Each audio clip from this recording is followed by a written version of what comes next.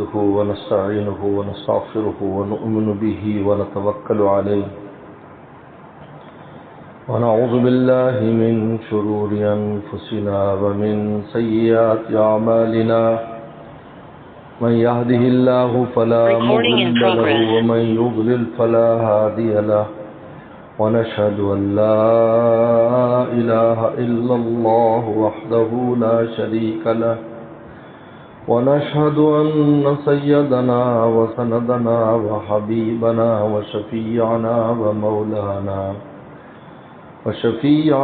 ومولانا محمدا عبده ورسوله صلى الله تعالى عليه وعلى آله وأصحابه وبارك وسلم أما بعد فأعوذ بالله من الشيطان الرجيم بسم الله الرحمن الرحيم إن الذين آمنوا وعملوا الصالحات سيجعل لهم الرحمن ودا قال النبي صلى الله عليه وسلم المرء على دين خليله فلينظر أحدكم من يخالل أو كما قال عليه الصلاة والسلام صدق الله وصدق رسوله النبي الكريم. میرے محترم بزرگ اور دوستوں اور میری ماں بہنوں، آج الحمدللہ آسٹریلیا میں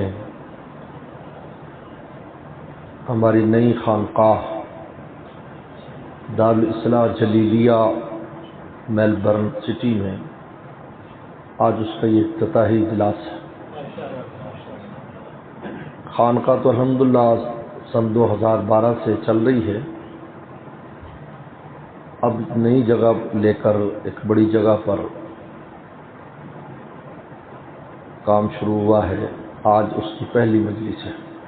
الحمدللہ آسٹریلیا میں ہر ہفتے والے دن 4 مجلسیں ہر مہینے ہوتی ہیں، جن میں 2 مجلسیں مرکزی خانقاہ میں ہوتی ہیں اور 2 مجلسیں ساتھی اپنے خواہش پر اپنے گھر پر رکھواتے ہیں.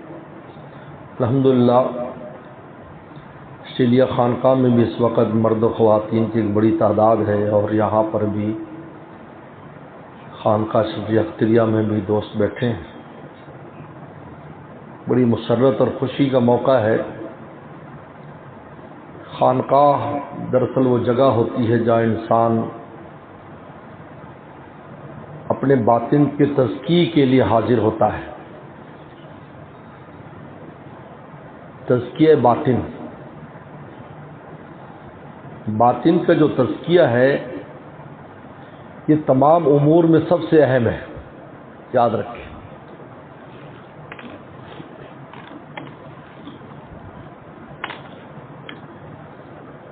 اگر ایک آدمی کے باطن کا تزکیہ نہیں ہے اور اس کا باطن صاف نہیں ہے، اس کے باطن میں جو خرابیاں ہیں، اس کے قلب میں اور روح میں جو خرابیاں وہ صحیح نہیں ہوئی، تو ظاہری عبادات وہ کتنی کیوں نہ اچھی کر لے، اس کا کوئی نتیجہ مرتب نہیں ہوتا. نفاق جو ہے، نفاق یہ باطنی بیماری ہے، ظاہری بیماری نہیں.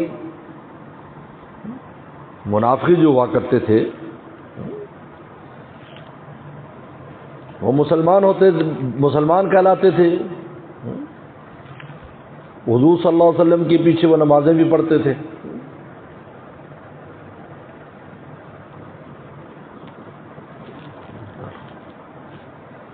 اتارو.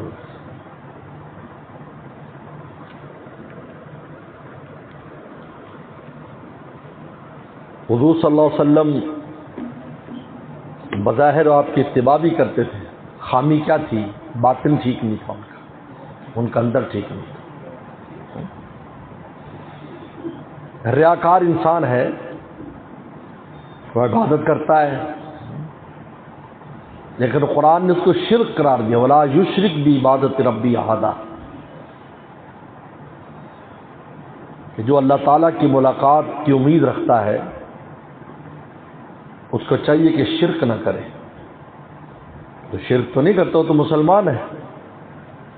تو کلمہ پڑھتا ہے، توحید پر ایمان رکھتا ہے، پھر اس کو کیوں کہا شرک نہ کرے، یعنی وہ ریاکاری نہ کرے، وہ عبادت جو مولا کے لیے کی جاتی ہے وہ غیر اللہ کے لیے نہ کرے، اس کے باطن میں یہ نیت نہ ہو کہ بھائی یہ غیر اللہ خوش ہو جائے اس لیے میں نیکی کر رہا ہوں، عبادت کر رہا ہوں، مولا کو خوش کرنا مقصود نہ ہو، غیر اللہ خوش کرنا مقصود ہو، یہ شرک بن جاتا ہے۔ اس کو ریاکاری بھی کہتے ہیں، اس کو شرک خفی بھی کہتے ہیں۔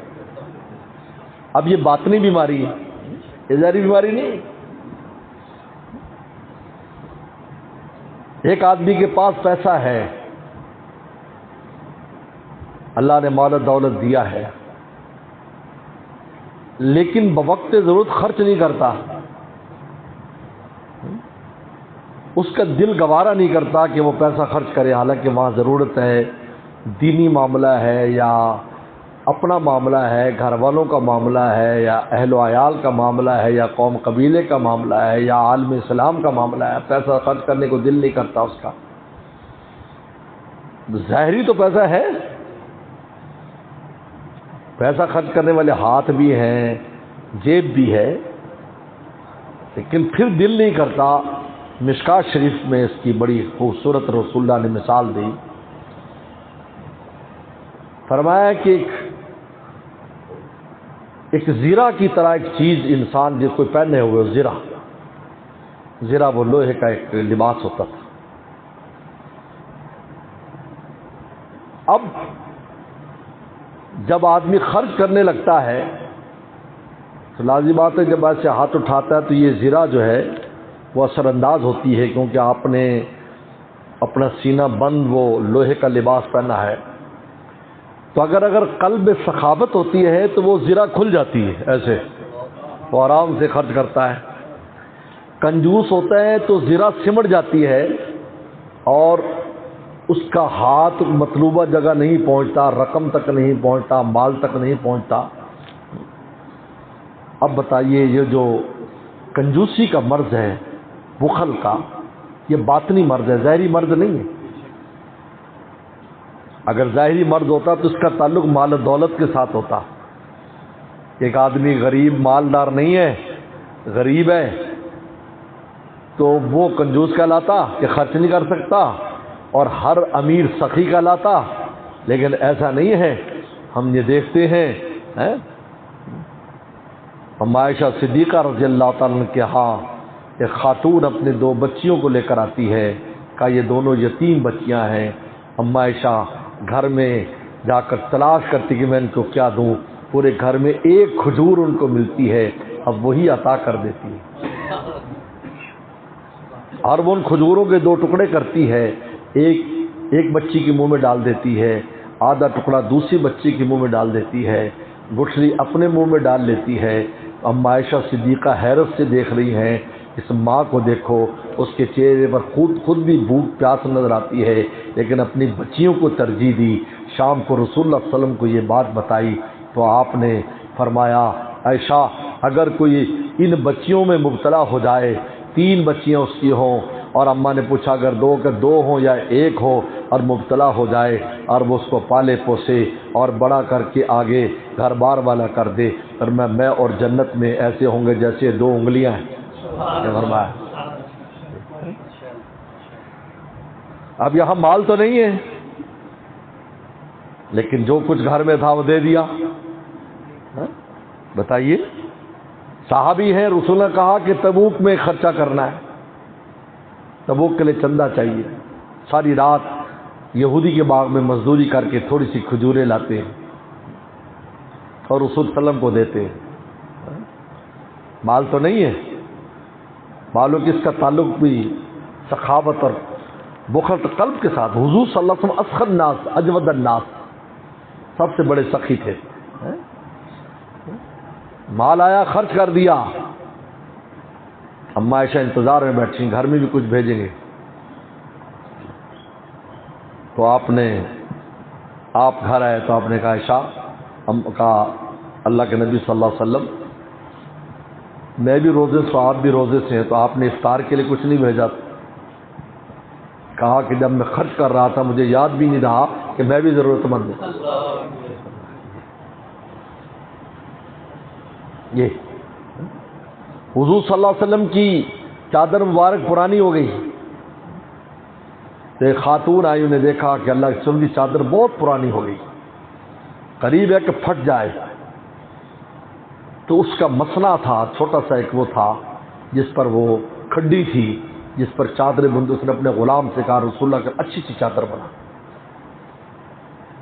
تو انہیں بڑی خوبصورت چادر بنائی، ہم پنجاب کے اعتبار سے لاچا کہہ لیں، لاچا، نیچے اس کے گوٹا کناری، اور بڑے خوبصورت چادر بنائی۔ حضور صلی اللہ علیہ وسلم نے وہ چادر پہنی، فوراً نہیں آئی تو اٹھ کر جلدی اندر تشریف لے گئے۔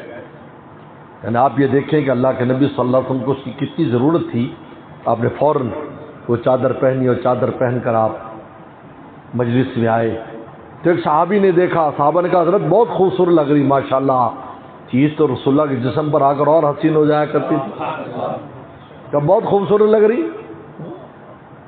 تو کیا کہا آپ نے؟ فرمایا کہ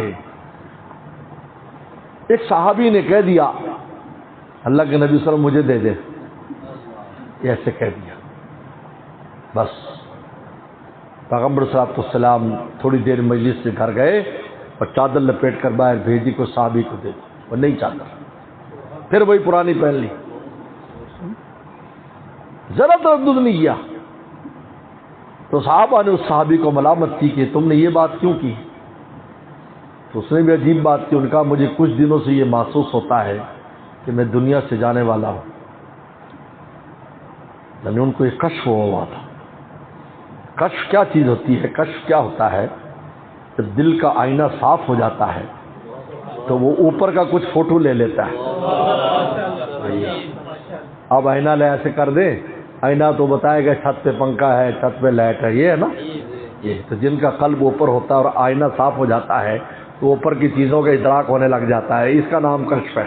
وہ کہتے ہیں کشف، کشف و کرامت ہے، کشف اس کا نام ہے۔ آپ کے دل کا آئینہ صاف ہو جائے، اس میں سے غیر اللہ نکل جائے، منور ہو جائے، اور اللہ کی طرف متوجہ ہو تو بہت سی باتیں وہاں سے جو آ رہی ہوتی ہیں آسمان سے، وہ فیصلے وہ پہلے اس کے قلب میں آ جاتے ہیں۔ حضرت عمر رضی اللہ تعالیٰ کے یہی حال تھا، اس لیے 21 مقامات ایسے ہیں قرآن مجید کے اور حدیث مبارکہ کی 21 سے زائد مقامات ہیں کہ انہوں نے وہ بات کی اور وہی اللہ نے حکم نازل کیا۔ یہ کیا؟ یہی ہے،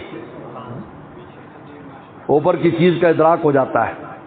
انہوں نے کہا کہ مجھے ایسے لگتا ہے کہ میں جانے والا ہوں، اور صحابہ فرماتے ہیں کچھ دن کے بعد واقعی اس کا انتقال ہو گیا، اور وہ کہتے ہیں میں جانے والا ہوں تو میں چاہتا ہوں اپنی بخشش کے لیے رسول اللہ کے استعمال والی کوئی چیز مجھے مل جائے، کیونکہ کفن میں نیا کپڑا دیتے ہیں تو وہ نئی چادر تھی لیکن رسول اللہ کے جسم سے تو لگ گئی تھی، لہٰذا وہ تو بہت قیمتی بن گئی تھی۔ کہا کہ میں چاہتا ہوں میرا کفن بنے تاکہ آخرت میں عذاب قبر ان چیزوں سے اللہ مجھے نجات دے۔ اب یہ جو کنجوسی ہے یہ باطن کا مرض، اس کا ظاہر سے کوئی تعلق نہیں ہے کہ مال کی کمی سے یا مال کی زیادتی سے، اس کا کوئی تعلق نہیں، باطن سے تعلق ہے کہ موقع جو ہے نا انفاق میں خرچہ نہ کرنا، جہاں خرچ کرنا جو خرچ نہ کرنا، اس کا نام کنجوسی ہے۔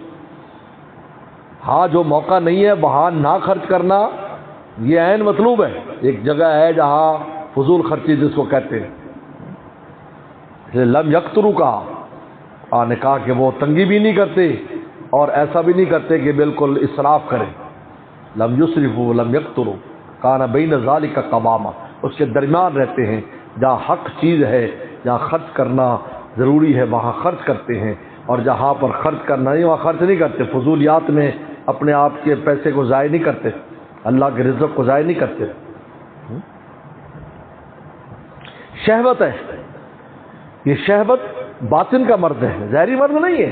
بڑا شریف و بس سیدھا سادہ انسان نظر آ رہا ہے لیکن باطن میں کیا کوئی سوچ رہا ہے؟ عبداللہ مسعود کہتے اگر باطن دیکھ لیا جائے تو لوگ تھوکنے لگیں گے، یار تیرے باطن میں یہ سوچتا ہے تو یہ سوچتا ہے۔ شہوت بھی باطن کا مرض ہے۔ نفس انسان کا وہ انسان کے قلب کو شہوت میں مبتلا کرتا ہے، قلب کی بیماری۔ جتنی بھی یہ بیماریاں اسے باطنی بیماریاں کہلاتی ہیں۔ ایک ظاہری بیماری الگ چیز ہے، باطنی بیماری الگ ہے۔ ظاہری بیماری خلاف شریعت چلتا ہے، ساری دنیا دیکھ رہی ہے وہی خلاف شریعت کام کر رہا ہے، شراب پی رہا ہے، ان کے سامنے شراب پی رہا ہے، نماز نہیں پڑھتا ہے. لیکن بہت سی ایسی بیماریاں جو دینی لبادے میں بھی انسان ہوتا ہے پھر بھی اس کی اندر بیماری لگی ہے. جس طرح ہم دیکھتے ہیں بہت سے پھل اتنے خوبصورت نظر آتے ہیں لیکن جب کاٹتے تو اس میں سے کیڑے نکلتے ہیں. کتنے ڈرائی فروٹ ایسے ہوتے ہیں دیکھنے میں بڑے خوبصورت نظر آتے ہیں لیکن جب اس کو ہم چھیلتے ہیں تو اس کے اندر سے کیڑے نکلتے ہیں. بہت سے ہم اناج دیکھتے ہیں کہ دیکھنے میں بالکل ٹھیک ہے لیکن جب اس کو توڑا جاتا ہے تو اس میں سے سوس اور سنڈی اور ایسی چیزیں اس کے اندر سے نکلتی ہیں. بالکل اسی طرح انسان کے باطن کے اندر جو بیماریاں ہیں یہ انسان کو اندر سے کھاتی رہتی ہیں باوجود ظاہری ہر طرح کی دینداری کے. جب قیامت دن قیمت لگے گی تو اندر سے کچھ بھی نہیں نکلے گا. وزن جو ہوگا وہ باطن کے اعتبار سے ہوگا، ظاہر کے اعتبار سے نہیں ہوگا. باطن کیا ہے اس پر وزن ہوگا. اگر اس کے قلب میں اخلاص للہ یہ تو ایسی چیزیں ہیں حدیث شریف میں آتا ہے ایک آدمی لایا جائے کہ قیامت دن میزان عمل میں اور وہ پہاڑ جتنا بڑا ہوگا اتنا بڑا انسان ہوگا لیکن جب اس کو میزان میں رکھیں گے تو اس کا کوئی وزن ہی نہیں نکلے گا. ایک ڈرم کی خالی ڈرم کی طرح ہے. اور آپ نے فرمایا یہ عبداللہ بن مسعود فرمایا اس کا ایک پاؤں کا وزن میزان میں بہت پہاڑ سے زیادہ ہوگا. اس لیے بعض علماء کے نظریہ بنا کے صاحب عمل کو خود تولا جائے گا. یہ نظریہ بنا کے صاحب عمل کو خود تولا جائے گا. 3 نظریات بن گئے. ایک نظریہ تو بن گیا کہ صاحب عمل کو تولا جائے گا، ایک بن گیا کہ صحیفہ تولا جائے گا، ایک بن گیا کہ جو اعمال کرتے ان کی شکل بنا دی جائے گی وہ تولے جائے گا. تینوں آرا آ گئی. لیکن علامہ ابن کثیر کہتے ہیں کہ تینوں کام ہی ہوں گے، اللہ کی مرضی ہے. کسی کو صاحب عمل کو کہیں گے اس کو تولو، اس انسان کو تولو. اگر باطن میں وزن ہوگا، اگر اس کا باطن اعلیٰ ہے میرے دوست میری ماں بہنوں، اگر باطن اعلیٰ ہے، باطن میں گندگی نہیں ہے، باطن میں غیر اللہ نہیں، واللہ اس کے چھوٹا سا عمل بھی خدا کے یہاں بہت قیمتی ہے.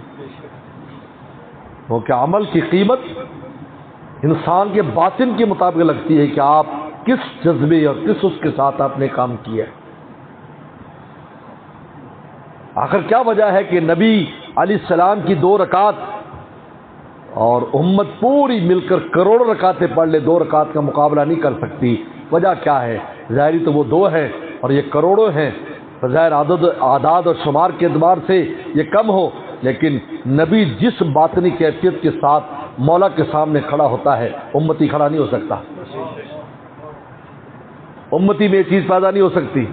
امت اس کیفیات ثانیہ تک نہیں جا سکتا جس پر نبی جاتا ہے. اللہ کے نبی صلی اللہ علیہ وسلم تو ایسے گم ہو جاتے تھے، اما عائشہ صدیقہ کو بھی نہیں پہچانا. روایات میں آتا ہے، اما عائشہ علامہ سیوطی رحمۃ اللہ علیہ نے روایت نقل کی ہے، آپ نے پوچھا، قریب بیٹھ گئی آ کر آپ کو سلام، کہا کہ من انتی، تو کون ہے؟ کہا عائشہ. کہا کہ من عائشہ، عائشہ کون ہے؟ کہا بنت ابی بکر. کہا من ابو بکر، ابو بکر کون ہے؟ کہا ابن قحافہ، ابو قحافہ کون ہے؟ ڈر کر پیچھے ہو گئیں. اور تھوڑی دیر کے بعد جب پیغمبر السلام کی وہ کیفیات ختم ہوئی اور آپ کی روح نے رجوع کیا اور آپ ان کیفیات سے بات فرمایا کہ کلمینی یا عائشہ، عائشہ مجھ سے گفتگو کر. تو ڈر گئی، کہا کہ اللہ رسول صلی اللہ علیہ وسلم میں تو ابھی آئی تھی اور یہ آپ نے تو اس طریقے پر ہوا اور آپ فرمایا اللہ اے عائشہ، اللہ کے ساتھ کبھی کبھی میرے ایسے معاملات ہوتے ہیں وہاں کسی اور کا دخل نہیں ہوا کرتا. یہ باطنی کیفیت ہے، اس پر قیمت لگ رہی ہے. آج اس حقیقت کو ہم سمجھتے نہیں ہیں، اپنے ظاہری اعمال پر خوش اور مطمئن ہیں.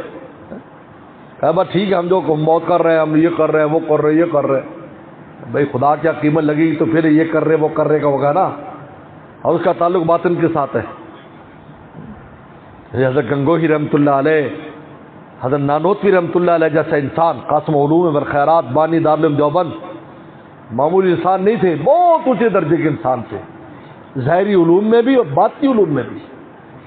ظاہر میں بھی پورے ہندوستان میں ان سے بڑا عالم کوئی نہیں تھا، اور باطنی علوم میں بھی اللہ تعالیٰ نے ان کو بہت اونچا مقام عطا فرمایا۔ تو وہ فرمایا کرتے تھے یک زمانہ صحبت با اولیاء بہتر 100 سالہ طاعت بے ریا، اس میں فرمایا کرتے تھے تھوڑی دیر اولیاء کی صحبت سے جو ہے 100 سالہ بے ریا عبادت سے افضل ہے۔ تو فرماتے تھے ایک لمحے کی بے ریا عبادت نصیب نہیں ہو سکتی جب تک کسی ولی کی صحبت نہ اٹھائی۔ کیا یہ کیوں بات فرمائی؟ یہ بات کیوں فرمائی؟ اس نے فرمائی کہ باطن جو ہے، جب تک باطن صاف نہیں ہوگا اس وقت تک کچھ ہونے والا نہیں ہے۔ اگر انسان کا باطن میں اخلاص کا تعلق باطن کے ذات ہے، ظاہر کے ذات نہیں ہے،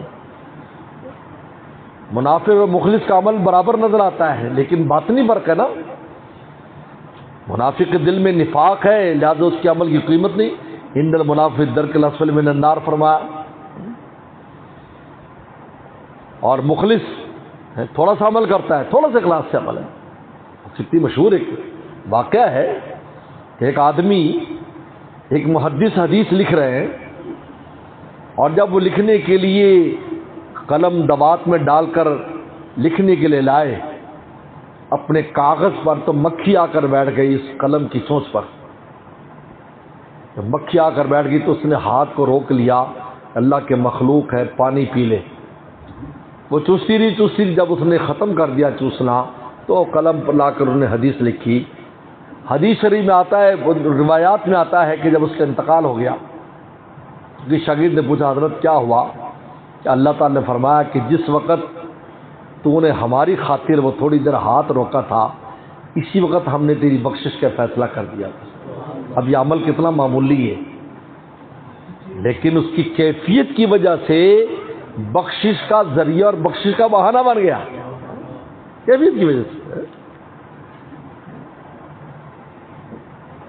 اسے کہتے ہیں ان خانقاہوں میں ان بزرگوں کے پاس کیا لینے کے لیے جانا ہے؟ علم لینے کے لیے جانا ہے۔ بعض سے بھی عقل کہتے ہیں جی وہ جی ہم علم وہاں وہ تو بڑے عالم نہیں ہیں، وہ تو فلانا نہیں ہے، تو فلانا نہیں ہے۔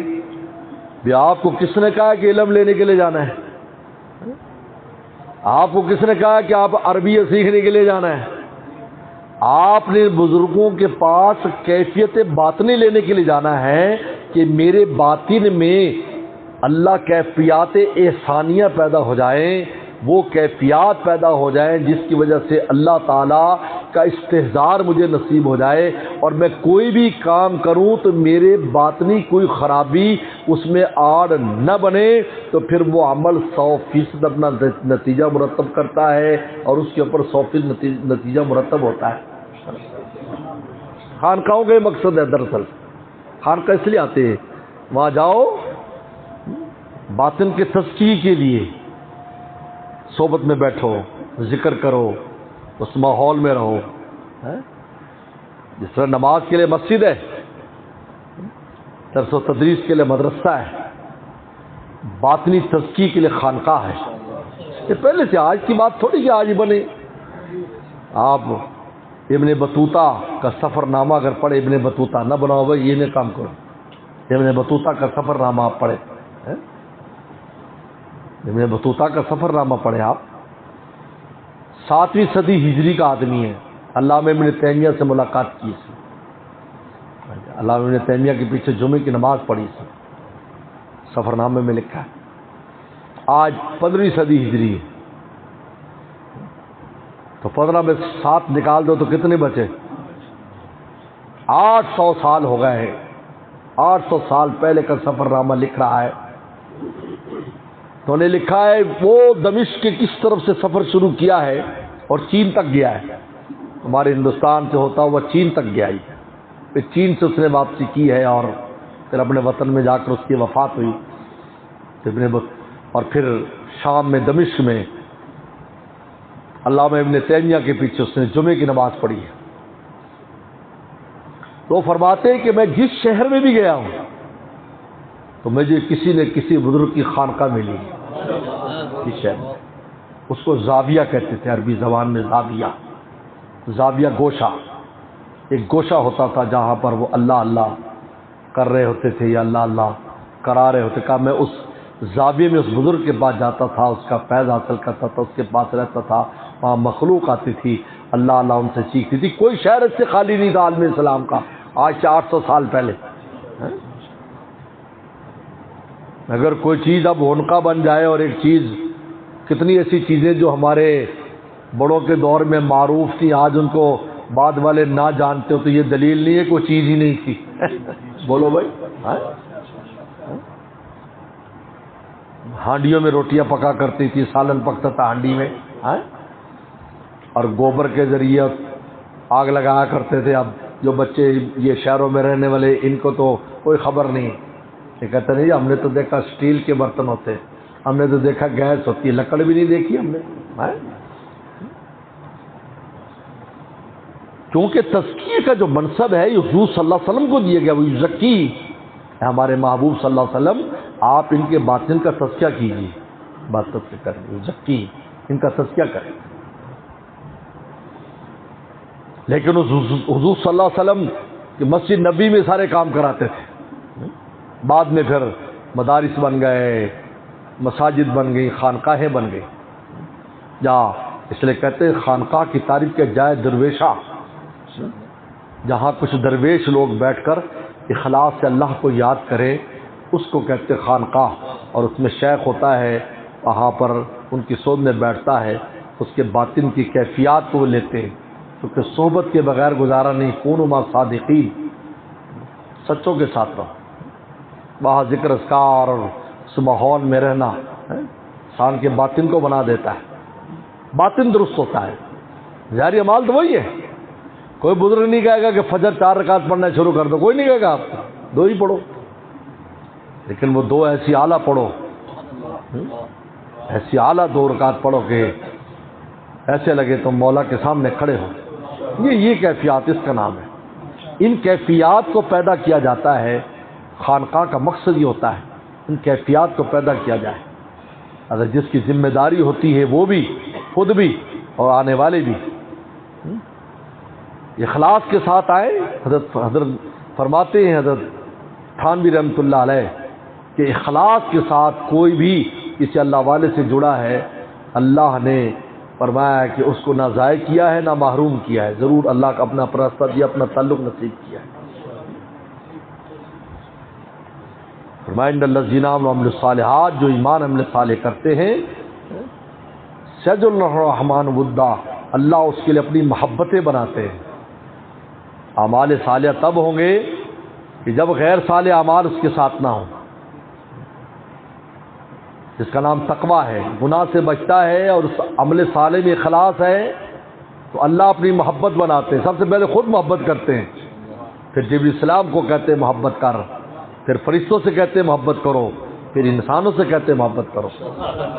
ثم یوزل القبول فی الارض، پھر زمین میں بھی اس کی قبولیت رکھ دی جاتی ہے۔ یہ کوئی معمولی نعمت نہیں، بہت بڑی نعمت ہے، لیکن یہ اسی سے ملتی ہے، اس کا یہ طریقہ ہے۔ زیادہ عالم ہو غیر عالم ہو، مجاہد ہو غیر مجاہد ہو، مبلغ ہو غیر مبلغ ہو، جتنے بھی دینی منصب ہیں ان سب کی یہ ضرورت ہے، یاد رکھو، کیونکہ وہ اعمال ظاہرہ ہے۔ اس لیے میرے شیخ فرمایا کرتے تھے، حضور صلی اللہ علیہ وسلم کی وراثت ظاہرہ تو سب نے لے لی، مدرس تدریس کر رہا ہے، یہ وراثت ظاہرہ ہے، مجاہد جہاد کر رہا ہے، وراثت ظاہرہ ہے، مبلغ تبلیغ کر رہا ہے، وراثت ظاہرہ ہے، امام کرا رہا ہے، وراثت ظاہرہ ہے، خطیب خطبے دے رہا ہے، وراثت ظاہرہ ہے، تصریف کر رہا ہے، یہ کر رہا ہے، سب وراثت ظاہرہ ہے۔ لیکن حضور صلی اللہ علیہ وسلم کی وراثت باطنی نہیں لی، کہ حضور صلی اللہ علیہ وسلم اللہ کے ساتھ خلوت میں کس طرح کا تعلق رکھتے تھے اور کس طرح کو خلوت میں اللہ کے ساتھ راز و نیاز کیا کرتے تھے۔ فرمایا کہ یہ وراثت ہم نے نہ لی، ظاہری لے لی، جس کی وجہ سے ہمیں ظاہری وراثت جو ہم تقسیم کر رہے ہیں اس کے اندر بھی سقم اور کمی پائی جاتی۔ میں نے حضرت والد صاحب رحمۃ اللہ علیہ سے پوچھا کہ آپ پر ایسی اعلیٰ قسم کی کیفیات طاری ہیں ماشاءاللہ، تو یہ کیا وجہ ہے؟ آپ نے کسی خانقاہ میں وقت لگایا؟ میں بھائی ہم تو دیوبند سے باہر جا ہی نہیں سکے، ہاں زیارت کے لیے گئے تھے، حضرت تھانوی رحمہ اللہ کی زیارت بھی کی والد صاحب نے، فرمایا کہ درسگاہوں میں ہمارے استاد اتنے بڑے اللہ والے تھے کہ درسگاہوں میں ہی ہم نے اللہ اللہ سیکھ لی اور سلوک طے کر لیا درسگاہوں میں. اب ایسے مدرس کہاں ہے؟ اس لیے کہ ہر ایک کو اپنا ناز ہے، جو کام میں لگا گا مجھے ضرورت نہیں ہے اس کی، میں اس کا محتاج نہیں. عالم کہتا مجھے اس کی ضرورت نہیں ہے، جاہلوں کو سکھاؤ. جاہل کہتا مجھے ضرورت نہیں، میں نماز روزہ کرتا ہوں، حج بھی کیا ہوا ہے، اور کیا چاہیے؟ تو ختم ہو گیا بات. جبکہ میں نے بتایا کہ اعمال ظاہرہ کی قیمت باطن سے لگتی ہے. باطن میں اگر خرابی ہے، مولانا جلال الدین رومی رحمۃ اللہ ویسے نصیحت نہیں کی،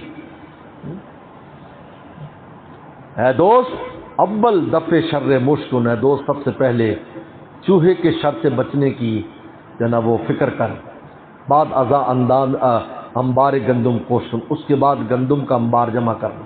پہلے یہ کرو، بعد میں انبار جمع کرنا گندم کا.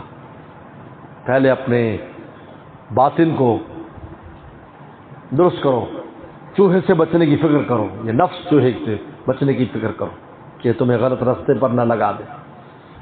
یعنی اس پر زیادہ محنت کرو. وہ کہہ رہے ہیں